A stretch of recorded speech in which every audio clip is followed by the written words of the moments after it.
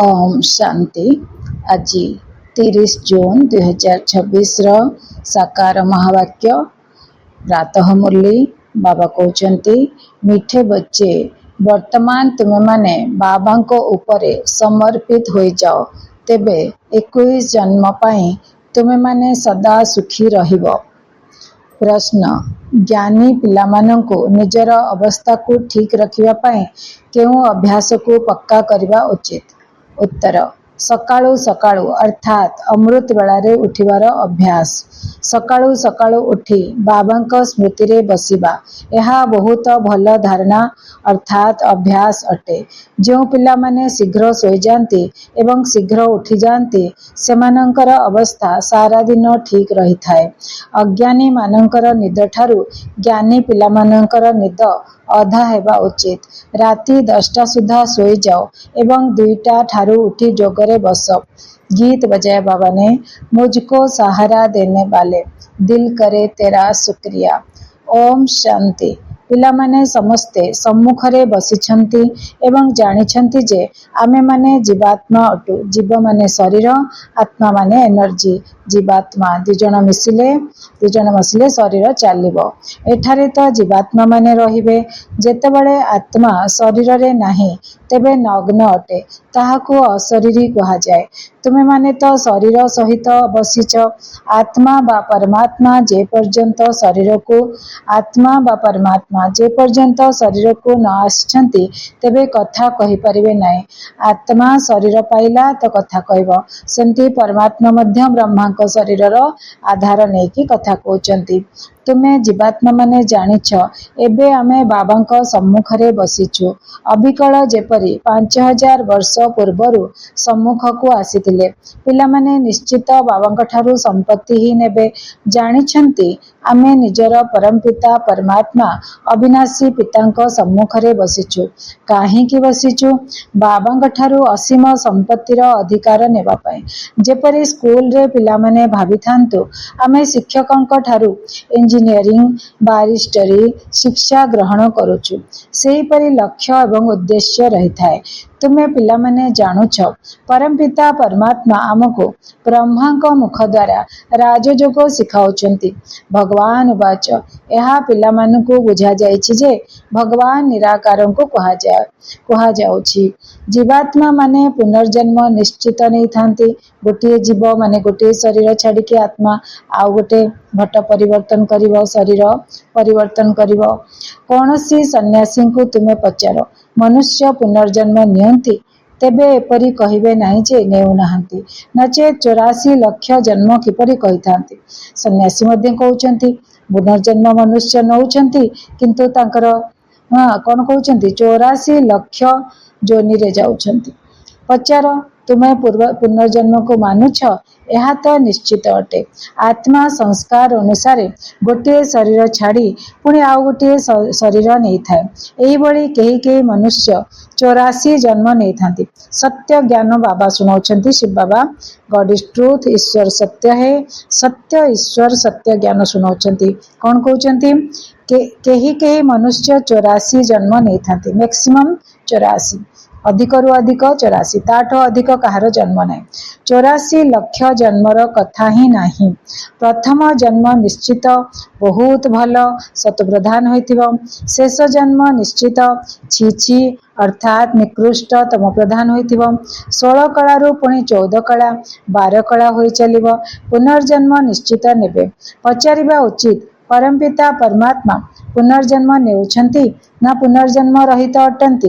देख यही कथा बहुत सूक्ष्म अटे। जदि कहिबे जन्म मरण रहित अटंती तेबे पुणी शिव जयंती प्रमाणित होई परिबो नाही। कहिबे शिव जयंती पालन हेउची तेणु बुझाई दिया जाए हाँ शिव जयंती अच्छी किंतु जन्म साथी रे मरण जहाकू कहा जाउची ताहा नाही। कारण शिव बाबा परकाया प्रवेश करुचंती। तांकर ए जो जन्म सेटा हला दिव्य एवं अलौकिक। आमे ताको शिव अवतरण भी कहि परिबा किंतु से मातृगर्भरु जन्म न नांती शरीर पाई थांते पुणी मरण मध्य होई थांता। तेनु करी शिव जयंती होउची किंतु तांकर शिव अवतरण कहि परिबा दिव्य अलौकिक जन्म भी कहि परिबा परकाया प्रवेश भी कहि परिबा।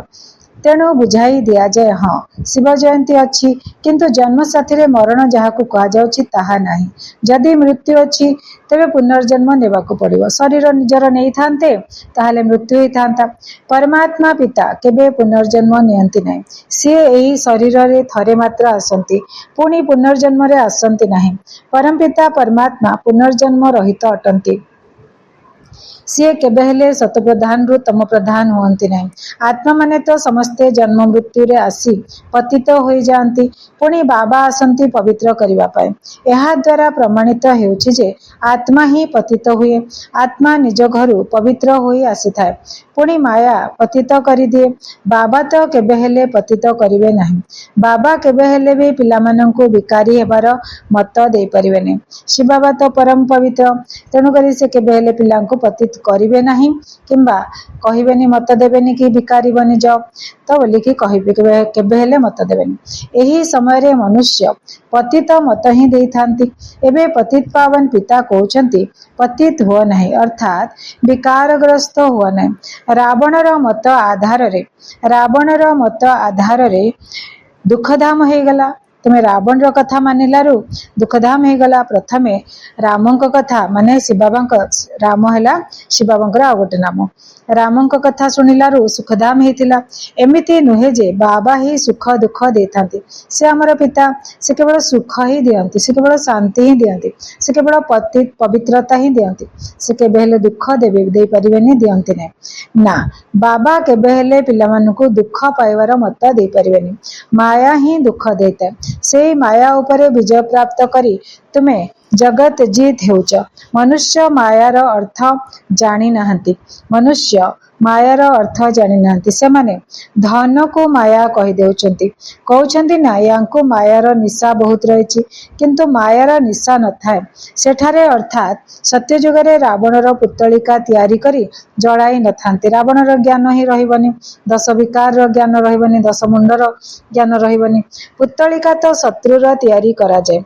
पुतलिका तो शत्रुर तयारी करा जाए। रावण राज्य अधा कल्परु आरंभ हेउछि। देह अहंकार आसीबा द्वारा अन्य विकार गुड़िक मध्य आसी जाय थाए। शास्त्र रे लिखाई जे देवता माने वाम मार्ग जाउछंती अर्थात विकार गुड़िकर वशीभूत होउछंती। धीरे धीरे धीरे धीरे विकार गुड़िक बढ़ी बढ़ी जाउछि। वाम मार्ग रे आउरी आगुको बढ़ी चलछंती। तो घोर कलिजुग आसी। घोर कलिजुग संपूर्ण वशीभूत विकार वशीभूत मायार वशीभूत हेबा द्वारा अन्यर वशवर्ती हो जाउछंती। तापरे परमतरे चली थांती। एबे तुमे श्रीमत रे चलुछ। एई कलिजुग शेष रे शिव बाबा आसिले संगम जुग आरंभ हो गला। आ जे बाबांकर बच्चा बनिले से सब बाबांक पाखरे आसिले। रावणर मत आउ पालन कलेनी। रावणर कथा छाड़िले। तापरे शिव बाबांकर मतरे चलिले श्रीमत रे चलिले शिव बाबांकर डायरेक्शन रे चलिले श्रेष्ठ जीवन बनैले। तो माया रे वशीभूत हेबा द्वारा अन्यर वशवर्ती हो जाउछंती। तापरे परमत रे चली थांती। एबे तुमे श्रीमत रे चलुछ। परमत अर्थात मायार मत। श्रीमत अर्थात श्रेष्ठ मत हैला बाबांकर। श्रीमत माने बाबांकर मत श्रेष्ठ मत। ताहा हेला रावणर मत बा परमत। सेतिपाई बाबा कहउछंती आसुरी संप्रदाय। से माने हेले आसुरी संप्रदाय जे रावणर मतरे चलुछंती। समस्ते रावणर जंजीर रे बंधा होई दुखी जेछंती। मनुष्य तो सत्यजुगर आयुष लक्ष लक्ष वर्ष भाभी नहीं। तुम्हें तो हिसाब शुणाउच कल्पर आयुष किपरि 5000 वर्ष अटे। बाबा केते सुंदर हमको हिसाब बतई देछंती 5000 वर्षर जोटा कि बहुत प्रैक्टिकल लगुची बहुत लॉजिकल लगुची। ख्रीष्ट को 2000 वर्ष है। बुद्ध को 2250 वर्ष है एवं इस्लामी मानन को 2500 वर्ष है। समस्त को मिसाई अधा कल्प है। सेमानंक पूर्वरु तो देवता मानकर राज्य थिला तेणु देवता मानक लक्ष लक्ष वर्ष किपरि कहाजिवो। सत्य जुग 1250 वर्ष त्रेता जुग 1250 वर्ष मिसिकिरी हैला 2500 वर्ष। तापरे बाबा केते सुंदर हिसाब बतेले एठी। ख्रीष्ट को 2000 वर्ष है। बुद्ध को 2250 वर्ष है। इस्लामी मान को 2500 वर्ष है।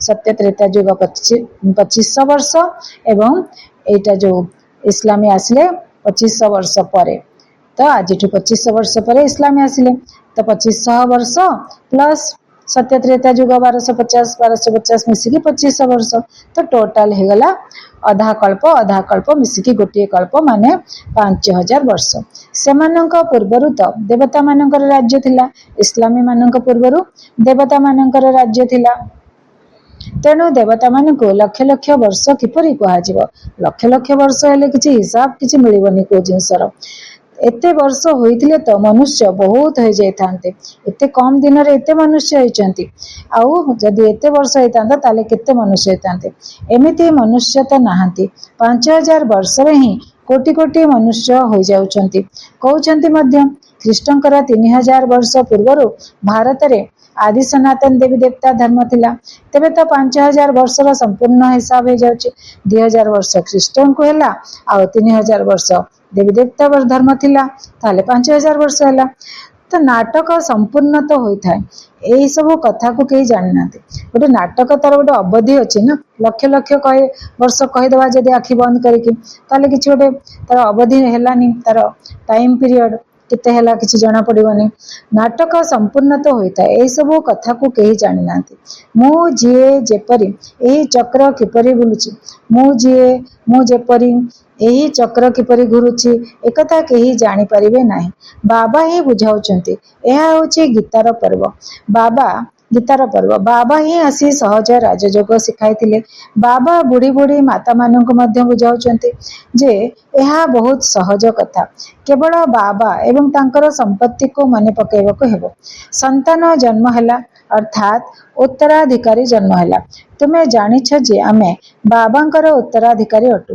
5000 वर्ष परे पुनर्बार मिसिबाकू आसीचु एसबु बड़ गुप्त कथा बाबा पचारुछंती पूर्वरु केबे बाबांक सहित साक्षात होइतिला कहउछंती हां बाबा आत्मा एई मुख द्वारा कहूची मु 5000 वर्ष पूर्वरु आपणक सहित मिसिथिली पिला माने बुझिले 5000 वर्ष पूर्व कारण एई कल्प रिपीट होची 5000 वर्ष रे कंप्लीट हैला तापरे पुणी आउ थे आरंभ हो गला तो से जिनस रिपीट है कौन हो आम मैंने प्रति कल्परे थरे लेखा बाबा सहित मिशुचे पुणी मुरली शुणुचे पुणी देवी देवता बनुचे पुणी सत्ययुग को परम धाम को जाऊे सत्ययुग को ओह्लौचे पुणी सृष्टि चक्र पुणी बुलुची तो मु 5000 वर्ष पूर्वर आपण सहित मिसी आपण यही शरीर द्वारा शिक्षा देवा आसी जो माने संपूर्ण निश्चय बुद्धि संतान से माने जानिछंती आमे बाबा ठारू अविनाशी संपत्ति नेवापाई आसीचु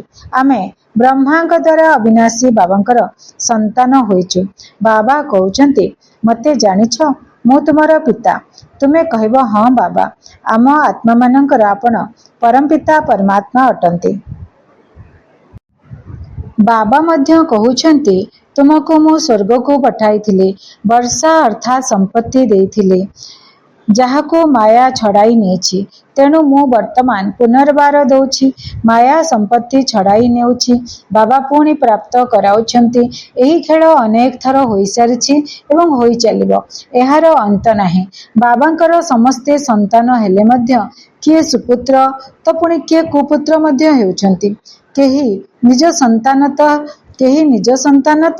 केही साबत संतान हेउछंती कंचा पाचिला तो अच्छंती कच्चा पक्का अच्छंती पिला माने परिपक्व मानंकु मध्य केबे केबे माया जीति जाउची पिला माने कहउछंती आमे बंचिथिबा पर्यंत आपणक ठारू संपत्ति नेउथु विकर्मर बोझ तुम मुंड उपरे बहुत अछि तेणु तुम्हें जेते जोगयुक्त हेबो सेते जोग अग्नि द्वारा तुम्हें पापात्मारू पुण्य आत्मा होई चलिबो अग्नि जिनिस को पवित्र करि थाए तुमर हेला जोग अग्नि एहा बेहद्र यज्ञ अटे बेहद्र सेठ अर्थात यज्ञकर्ता बेहद्र सेठ अर्थात यज्ञकर्ता बेहद यज्ञर रचना करछंती एते वर्ष धरी कौन से यज्ञ चली न थाए केते वर्ष हेलानी चलानी 91 इयर्स तो 7-8 दिन बा 1 मास पर्यंत यज्ञ चली थाए, यज्ञ करि थांती। तुमरा यही यज्ञ तो केते वर्षरू चली आसुची, 90 वर्ष पूरा है, 91 वर्ष चललानी यज्ञ चली। बाबा तो शुणाई चलछंती, ब्राह्मण नुआ नुआ एड होछंती यज्ञ रे बसिबा पाई। बाबा तो शुणाई चली कहउछंती भूली जाओ नहीं, केवल मते मने पकाओ, एबे तेबे तुमरा जन्म जन्मांतरर विकर्मर बोझ समाप्त होइजिव। भगवान वाच मते अर्थात निज सत्य पिता को मने पकाओ। निश्चित रूपे से धरा पृष्ठ को आसी जाइछंती, तेबे तो कहउछंती ना, बाबा कहउछंती एबे तुमको फेरी जिबाकू हेबो। तुमरा आत्मा एही समय रे बहुत पतित अटे, तुमरा आत्मा एही समय रे बहुत पतित अटे। एबे तुमे जानुछ जोग द्वारा तुमे पवित्र होइजिव।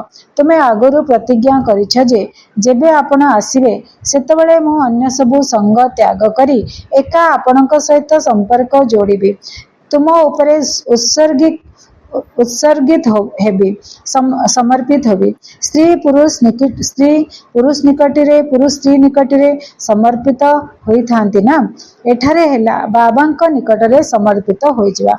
विवाह समय रे जणे अन्य जनक प्रति समर्पित होई थांती। एबे बाबा कहउचंती तुमको कौनसी मनुष्य उपरे समर्पण हेबार नाही। तुमे प्रतिज्ञा करिछ आपणक निकटरे समर्पण हेबी। एबे तुमे जदि मो उपरे समर्पित होइजिव तेबे 21 जन्म तुमको सदा सुखी करदेबे। केते श्रेष्ठ संपत्तिर अधिकारी हेउछ, श्रीमत द्वारा तुमे श्रेष्ठ हेबो, एही कथा केबे भूल नाही। लक्ष्मी नारायणकर चित्र मध्य घरे रखी दियो। आमे बाबांक ठारू एही संपत्ति एही वर्षा नेउछु। बाबा आमको परमधाम रु आसीछंती पढ़ाइबा पाई, किंतु माया चिल्ल मध्य कम नुह, माया रूपक चिल्ल मध्य कम नुहे, समस्तंक कथा नुहे, किंतु क्रम अनुसारे अच्छंती। केही तो एकदम भूली जाउछंती जे आमे बाबांक ठारू संपत्ति नेउछु। जेतेबेले एठारे बसिछंती निशा चढ़ी जाउछि, एठारू बाहर को बाहरी जिबा मात्रे भूली जाउछंती। पुणी सकाळु सकाळु मुरली द्वारा सतेज हेउछंती, पुणी सारा दिन भूली जाउछंती। 4-5 वर्ष यज्ञ रे रही भल सेवा कला बाला मध्य आजी नाहांती, किछि अवज्ञा करिछंती, तेणु माया जोरे चापुड़ा मारिछि एवं चली जाइछंती।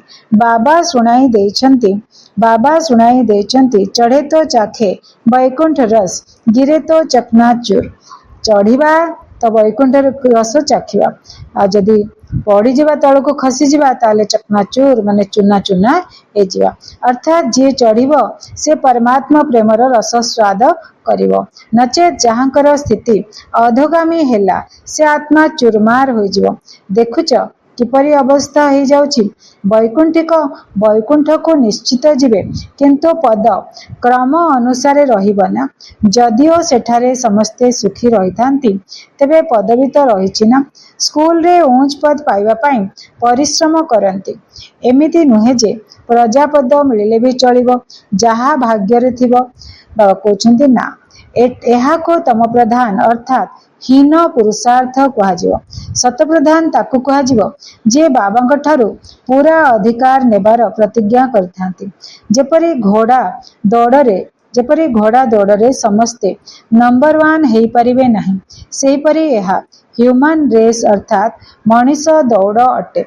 तुमे आशा करुछ आमे शीघ्र शीघ्र शिवबाबांक गଳାର घारे गुंथि हेजिवु, तेणु तांको मने पकेइबाकू हेबो। बाबांको याद करिबा, मने पकेइबाकू हेबो। सबु किछि स्मृति उपरे निर्भर करुछि। माया एभଳି विघ्न पकाउछि जहा कि एकदम प्रतियोगितारू ही बाहर कर दउछि। तुमर यह मनीष दौड़ अटे। आत्मा कहूछि मु बहुत दुखी हो जाइछि, बारंबार शरीर नहीं नहीं बहुत कष्ट सहिलेनी। ए कहूछि मु बाबांक पाखको जिबि। बाबा तो रास्ता बताई देइछंती, कहउछंती बाबा मु आपणक स्मृति रे ही रहिबे, तेणु जेते समय बाहर करि परिबो सेते भलो। बाबा पिला मानकु कहउछंती तुमे जेते समय बाहर करिवो ज्ञान पाई, जोग पाई, सेवा पाई, सेते तुम पाई भलो। सरकार चाकरी रे 8 घंटा देउछ, से भली बाबांक स्मृति रे मध्य 8 घंटा दियो। सृष्टि को स्वर्ग रे परिणत करिबा, एहा केते श्रेष्ठ सेवा। केवल बाबा को मन पकाओ एवं सुखधाम को मन पकाओ। दीटा कथा मन पकाइବାକୁ थाए। शिव बाबा को मन पकेवा परम धाम रे, आ गोटे स्वर्ग धाम रे नारायण को मन पकेवा थाए। सुखधाम माने स्वर्ग धाम, नारायण को मन पकेवा थाए। तो बाबा कहते बास जदि तुम्हें 8 घंटा यही सेवा करिवो तेबे पूरा संपत्ति मिल जिवो। एही भली स्मृति रे रहिले तुमर विकर्म विनाश हो जिवो। 8 घंटा यही सेवा रे दियो, बाकी 16 घंटा तुम्हें मुक्त रहुच। जेते होई पारुची तुम्हें घड़ी घड़ी मते मन पकाओ। बाबा को तो कोठी भी बसी मन पकाई परिवो। कुआडे भी जाउथबा, बस रे बसथिबा, ट्रेन रे, ऑटो रे, तो बाबा को बसी बसी मन पकाई परिबा। आउ कहार घरे बसीचे, को ऑफिस रे वेटिंग रे बसीचे, निश्चित आमे बाबा को मन पकाई परिबा। सबुठारो भलो समय तुमको सकाळे मिलिबो। सिंध रे मध्य गायन अछि, सबेरे सोना सबेरे उठना, माने जल्दी सोइबो जल्दी उठिबो, अर्थात शीघ्र सोइबा शीघ्र उठिबा। सेही मनुष्य माने बहुत गुणवान हेई थांती। एही गायन मध्य एही समय अटे। बाबा कहते राति रे शीघ्र सोई जाओ एवं सकाळे जल्दी उठ। अज्ञानी लोक माने 8 घंटा सोई थांती। तुमर निद अधा हेबा उचित। 4-5 घंटा निद यथेष्ट। तुम्हें कर्मयोगी अटना। राति 10टा समय रे सोई जाओ, 2टा समय रे उठी पड़। से बाबा को मने पकाइले तुमर बहुत आत्मिक रोजगार हब। तुमको स्वास्थ्य संपत्ति 2टी जाक मिलिबो। अच्छा, भोर 2टा समय रे नहले 3टा समय रे उठ, 4टा समय रे उठ। सही समय ही बहुत सुंदर समय अटे। समस्ते अशरीरी होई जाई थांती, अर्थात सोई पड़ी थांती। तेणु वातावरण रे शांति रही थाए। सही समय रे बहुत सुनसान वातावरण रही थाए। अमृत बेला रे बाबा स्मृति बहुत भल प्रभाव पकाई थाए। ब्रह्मा बाबा प्रायतः राति समय रे बहुत उजागर रही थांती। ब्रह्मा बाबा 2टा राति उठती। 4टा बेलू सकाळ 4टा बेलू शिव बाबा पधारमणि हबार थाए। तेणु ब्रह्मा बाबा कहती मु केतବେଳେ अमृत बेला करी। तेणु से 2टा राति उठी जाती। आउ मम्मा मध्य 2टा राति उठती। से देखिले ब्रह्मा बाबा उठुचंती, तेणु सी उठी जाती। से तो तीव्र पुरुषार्थी थे। तेणु एमाने आजिकाली बहुत अनन्य बच्चा माने बाबा अच्छा, जो मैंने 2टा रू ना 3टा उठिकी से निजर बाबा याद रे बसुचंती। सूक्ष्म सेवारे क्लांतिर अनुभव होई न थाए। रोजगार समय रे तो खुशी रहिबो ना। तुमे पिला माने सकाळ उठी निजर अविनाशी पुण्य जमा करि चलो। अच्छा, मीठा मीठा शिकिला दे संतान मानक प्रति माता पिता बाप दादांकर मधुर स्नेह संपन्न शुभेच्छा एवं सुप्रभात। आत्मिक पितांकर आत्मिक संतान मानक नमस्ते। आमे आत्मिक संतान मानकर आत्मिक पिता को बहुत बहुत याद प्यार एवं नमस्ते। धारणा पाए मुख्य सारांश। 1 नंबर 21 जन्म सदा सुखी हेबा पाए एकमात्र बाबा ए पाखरे पूरा पूरा समर्पित हेबाकू पड़िबो। श्रीमत आधार रे श्रेष्ठ हेबाकू पड़िबो। मनमत बा परमत को त्याग करिवाकू पड़िबो। कौनसी प्रकार अवज्ञा करिवार नाही। सकाळू सकाळू उठी बाबा स्मृति रे बसी रोजगार जमा करने हेबो। सृष्टि को स्वर्ग रे परिणत करिवार सेवा अति कम रे 8 घंटा निश्चित करने हेबो। बाबा केते सुंदर वरदान दौरान। समय एवं संकल्प सहित निजर सर्व संपत्ति को विल करुथिबा महजिद भव। समय एवं संकल्प सहित निजर सबु संपत्ति को विल करुथिबा महजिद भव। जेपरी निजर पुत्र को सबकिछि विल करिथांती, सेहीपरि तुमे माने मध्य बाबा को निजर उत्तराधिकारी करी वारिस करी जदि सबकिछि विल करदेव, तेबे तुम भितरे विल पावर अर्थात प्रबल इच्छा शक्ति आसीजिव एवं एही इच्छा शक्ति द्वारा मोह स्वतः ही नष्ट हो जिवो। जेपरि साकार पिता पूर्ण रूप रे निजको विल कर देथिले, सेहीपरि तुम मानक निकट रे जेउ स्मृति समय एवं संकल्प रूपी संपत्ति रही सेगुड़ी को जदि विल करदेव, तेबे श्रीमत अनुसार सेबारे लगाइब, तेबे महजिद बंधन मुक्त हो जिवो।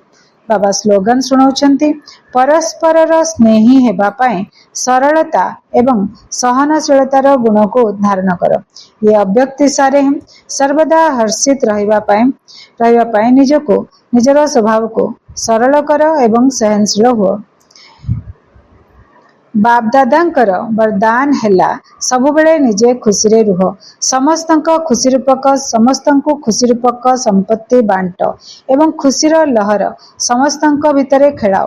ତୁମମାନଙ୍କର ଚେହେରାରେ ସଦା ସର୍ବଦା ଖୁସିର ସ୍ମିତହାସ୍ୟ ଚମକୁଥାଉ। ଏହିଭଳି ହର୍ଷିତମୁଖ ହୋଇ ରୁହ। ଏଥିପାଇଁ ବାଣୀରେ ମଧୁରତା, ସନ୍ତୁଷ୍ଟତା ଏବଂ ସରଳତା ରୂପକ ନବୀନତା ନିଶ୍ଚିତ ରହିବା ଦରକାର। ବ୍ରାହ୍ମଣ ଆତ୍ମାମାନଙ୍କର ବାଣୀ ସାଧାରଣ ବାଣୀ ନ ହେଉ, ପ୍ରତ୍ୟେକ ସମୟରେ ଏଭଳି ନବୀନତା ହେଉ ଯାହାକି ସମସ୍ତେ ତାହାଦ୍ୱାରା ପ୍ରାପ୍ତିର ଅନୁଭବ କରନ୍ତୁ। ଆଚ୍ଛା, ଓମ୍ ଶାନ୍ତି।